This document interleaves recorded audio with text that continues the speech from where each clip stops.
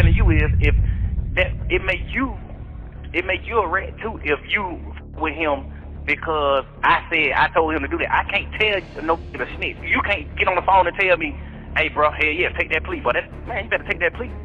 And the plea saying tell. It'll plea saying tell something.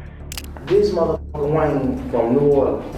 I'm from Atlanta. Mm-hmm. This was in Atlanta and I was in New Orleans. I said, what the fuck? That was so weird. You did 10 years twin behind this shit, Roscoe. You did 10 years behind it, brother. And you just come on the internet and say a didn't tell on you when everybody just heard this man say your name a few times? You feel me? So now Young Thug done come out snitching.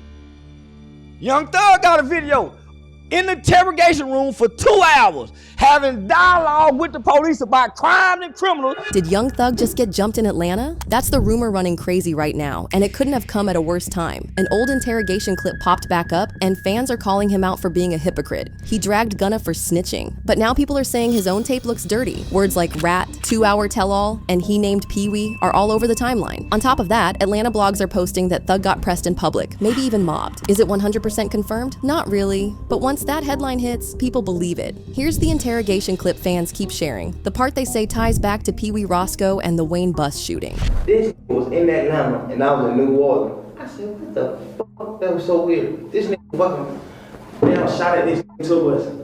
I don't know. Honestly, I don't know who the fuck did it. They said Roscoe, but I don't wanna block out y'all case. And this isn't just random drama. This goes back to the Lil Wayne bus shooting that's been tied to Thug's name for almost a decade. Now it's back in the spotlight, and the word loyalty has Atlanta tearing itself apart. And the old receipts that never went away, they're louder than ever. Before we even get into the snitch talk, you gotta know why this bus story never went away. Roll it back to April 2015, Lil Wayne's tour bus gets lit up in Cobb County right after a show. Nobody got hit, but still it was wild, like someone really tried to take Wayne out on the road. Shots were fired at the tour bus of Grammy-winning rapper Lil Wayne on the 26th of April. Footage from the NBC affiliate in Atlanta, Georgia showed several bullet holes in the side of the bus, but no injuries were reported. The station said that the shots were fired at the bus as it was travelling through Cobb County, Georgia. The rapper, also known as Weezy, whose real name is Dwayne Michael Carter Jr., was travelling in the bus after his performance in Atlanta.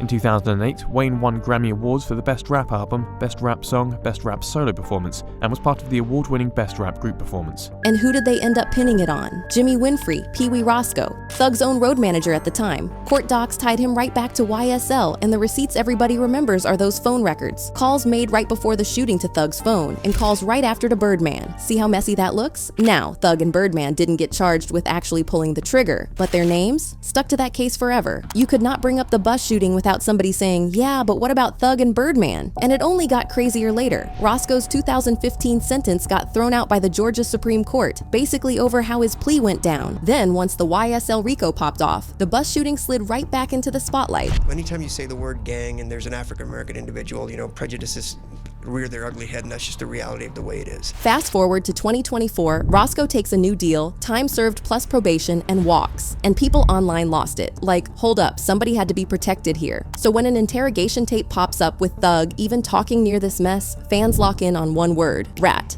But the question is, what did he actually say? And that's exactly why people lost it when this interrogation tape popped back up. Like, after years of whispers about the bus shooting, suddenly there's footage of Thug sitting in a room with detectives, and fans swear they heard him mention Peewee Rosco. Now let's be real, the clip going around is chopped up. It's short, messy, and mostly reposted by commentary channels, so you don't get the full thing. But online, nobody's slowing down to check context. The reaction is instant. Now we know why he hates Gunna. This ninja was projecting. That word, hypocrisy, is what's fueling this whole fire. People feel like the same standard Thug used on Gunna is now back on him, and it's ugly. Thug jumped on X to defend himself, saying nah, it's out of context, and that he was actually protecting his guy. His fans ran with that, boosting the parts where he denied gang ties or pushed back on certain questions. Here's the explainer post fans keep sharing when they bring up the 2-hour interrogation claim and the backlash timeline.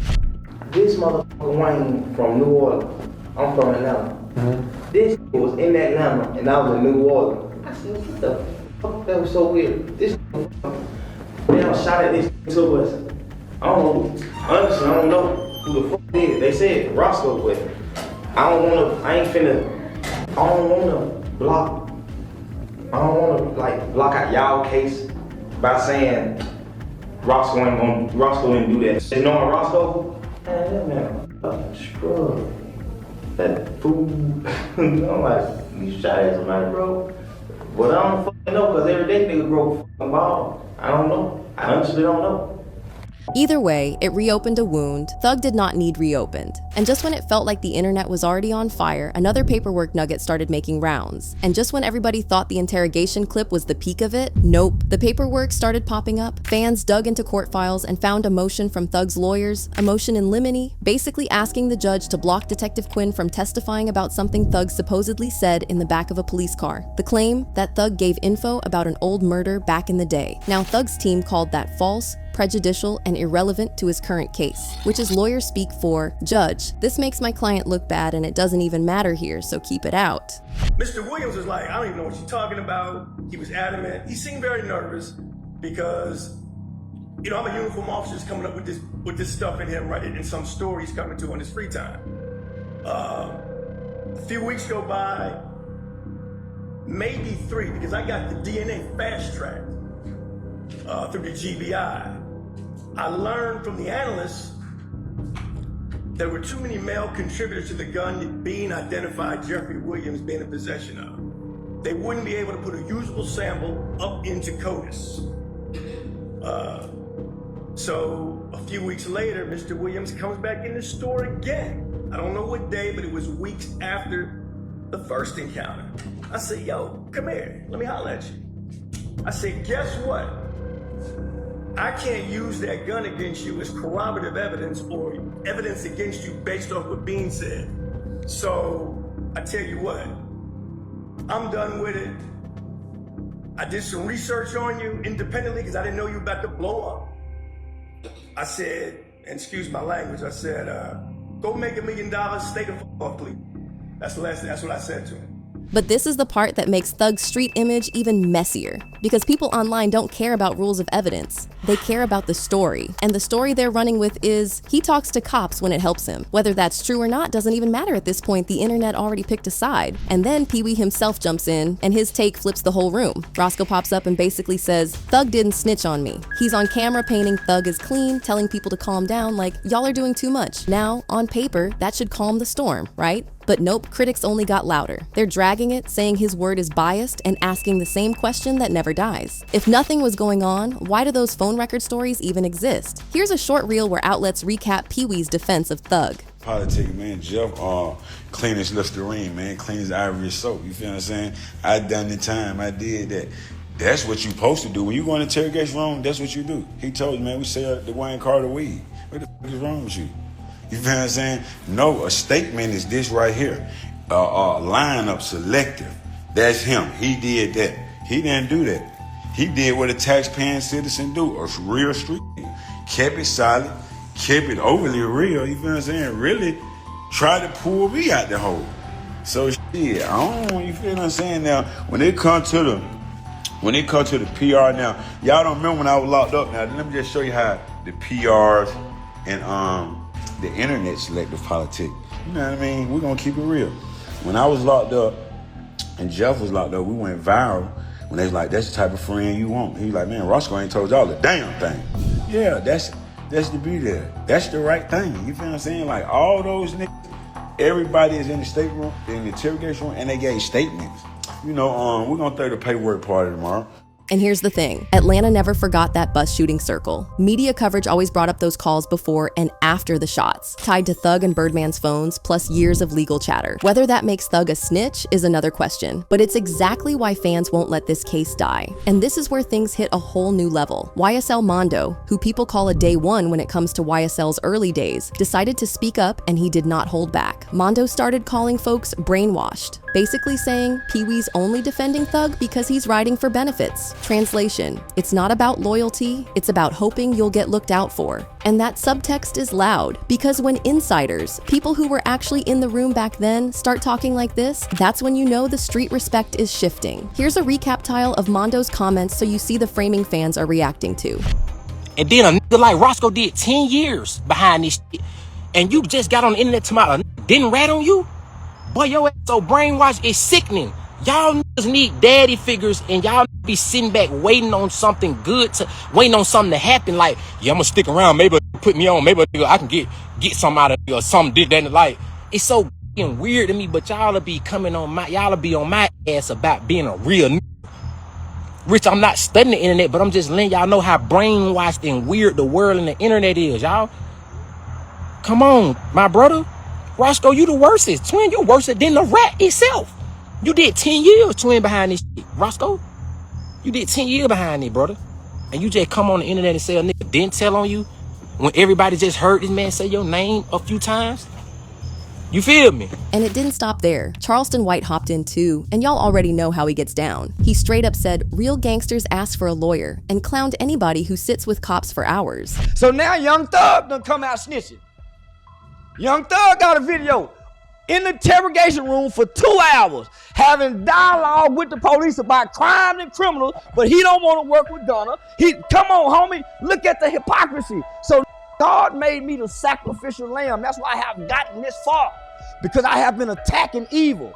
They've been saying I've been evil, but that's why God won't let nothing happen to me, because though I walk through the valley of the shadow of death, I shall fear no evil. I've been speaking against evil. Add that on top of Mondo's rant, and suddenly the internet jury feels like it has its closing argument. And let's be real, at this point, memes are doing more damage than any legal filing could. The case might still be in court, but online, the verdict looks sealed. So after all that back and forth online, ATL rumor pages made things 10 times hotter. They started blasting posts saying Thug got pressed when he stepped out, and some even pushed it further with the word jumped. Is that confirmed? Not at all. But once those captions hit Instagram, the story ran like it was fact. No clear footage, no solid proof, just spicy posts with big words. And honestly, that's all it takes to stir the pot, because people already think Thug's image is cracked. You drop one rumor like that, and suddenly it feels like everybody's watching to see if he can still move around Atlanta the same way. And here's what people forget. Thug is still on probation, meaning even if he wasn't touched, just being caught up in a crowd where something goes left could be a problem. For him, it's not just about street talk anymore, it's about real consequences. If the court gets even a whiff of him being tied to chaos outside, that could backfire heavy. So whether it actually happened or not, the story alone makes him look boxed in. Courtroom heat on one side, street pressure on the other, and neither is letting up. And y'all, the interrogation clip wasn't even the only problem this week, because now ATL pages are flooding with what they claim is jail call audio. We're talking petty shots, random numbers getting thrown around, even whispers that Thug was bragging about fake streams just to outdo Gunna. Some outlets framed it like Thug was beefing with half the city from a jail phone. Whether every single clip is real, that's another debate. But let's be honest, once it hits the blogs, the snowball effect doesn't stop. But what I'm telling you is, if that it make you a rat too if you with him, because I told him to do that. I can't tell no the snitch. You can't get on the phone and tell me, hey bro, hey yeah, take that plea. But man, you better take that plea. And the plea to make you, and the plea saying tell. It'll plea saying tell something. Big names are chiming in, reposting, subtweeting, and suddenly the public enemy label is getting louder. And here's the thing, when the city thinks you talked and the industry thinks you dissed, you're getting squeezed from both sides. Even a rumor like he got pressed starts to feel believable because the energy lines up too neatly. That's the part people forget. Sometimes it doesn't matter what's true, it matters what story takes over. And right now, the story is winning. Then there's the bus driver's lawsuit. He straight up sued Birdman, Thug, and others, saying they put him in danger by letting all this play out. Even though lawsuits aren't criminal charges, that case hardened the story in people's minds. It made it feel less like rumor and more like documented. And let's not forget the Birdman jail call that leaked years back. Prosecutors once looked at it as part of the case, even if it never went anywhere for Birdman. The fact that it existed at all, it kept conspiracy talk alive for years. You come out here and get this money. You my name, you done blessed, you did everything you could do, bro. It's an eye opener, bro. You know what I'm saying? Follow you on that. Strictly business, man. So now, when fans hear a resurfaced Thug interview, they don't just watch the clip, they connect it to all this history. Fair or not, they look at it and go, pattern. Thug's team calls it misdirection. The crowd hears confirmation. 2 different movies playing in the same theater. Meanwhile, Thug tried to steer the story and might have made it worse. He jumped on X to deny snitching, reposted a clip where he's saying he's not blood, and threw a little shade at Gunna by proxy. He also pointed out that his team had asked to use certain interview context in court way back, but the DA objected. The problem? None none of that really landed because the internet isn't reading motions or digging through trial filings. They're just seeing chopped up clips plus that motion about Detective Quinn and putting it all together as where there's smoke, there's fire. Once it gets framed like that, it's basically PR quicksand, and to make it worse, the jokes started flying. Fans turned him into gospel thug, saying, if you're a rat and a rapper, go gospel twin. It's harsh, but the internet loves this stuff. Those big crosses Thug's been wearing turned into memes overnight. The whole gospel rumor wave made it too easy for people to clown him. And let's be real, Peewee's plea deal last year already kept Thug's name floating around the YSL mess. People don't forget dates, especially when the whole Gunna situation already split the fan base. Online, the story always gets boiled down to one thing. You're either solid or you folded. Real life is way more complicated, but the comment section doesn't do complicated. Right now, Thug's stuck in every lane at once. In court, he's still fighting the YSL case, and every new filing drags up the Wayne bus story again. In music, people aren't hyped for his drops. They're busy clowning him with gospel thug memes. And outside, a TL rumor pages got folks saying he can't even pop out without drama. It's like no matter what he does, the internet already has the story locked. He can tweet, deny, push back, doesn't matter. The paperwork and the clips speak louder. Even Peewee trying to clear his name didn't help. If anything, it just made the crowd dig harder. And here's the real problem. When the internet says you're talking to cops and the streets say you're getting pressed outside, your name stops being about music. It turns into a warning for everybody watching. Young Thug, rumored to have been jumped in Atlanta, caught in leaks and old tapes that won't go away, is standing in the middle of a downfall he can't talk his way out of.